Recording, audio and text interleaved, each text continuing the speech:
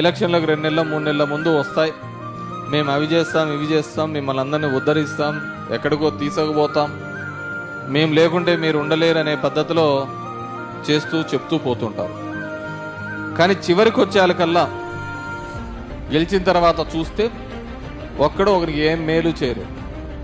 మొట్టమొదటగా ఒక రాజకీయ పార్టీ, ఒక రాజకీయ నాయకుడు తను ఏదైతే చెప్పాడో వాటిని పూర్తిగా నెరవేర్చాల్సిన బాధ్యత, నెరవేర్చే బాధ్యత నాది అని భుజాన ఎత్తుకొని ఎన్ని కష్టాలు వచ్చినా, ఎన్ని ఇబ్బందులు వచ్చినా ఆ పేదవాడికి అండగా ఉండాలి, తోడుగా నిలబడాలి అని చెప్పి ఈరోజు సంక్షేమ కార్యక్రమం రూపంలో మనందరికీ కూడా అండగా నిలబడ్డది.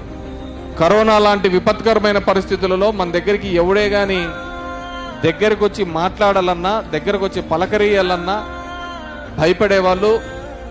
కరోనా వచ్చింది, ప్రభుత్వం యొక్క ఆదాయం తగ్గింది అని కూడా వైఎస్ఆర్ కాంగ్రెస్ పార్టీ, జగన్మోహన్ రెడ్డి ఎప్పుడు ఆలోచించలేదు. ఆ పేదవాడు ఎలా బతుకుతాడు, ఆ డబ్బులు ఇవ్వకపోతే కరోనా చావుల కంటే ఆకలి చావులే ఎక్కువైతాయనే ఒక ఉద్దేశంతో మనకు ఏ విధంగా అండగా నిలబడ్డాడు. అది కేవలం డబ్బు కాదు, ఆ రోజు మనకు దిక్కుతోచని పరిస్థితులలో ఏ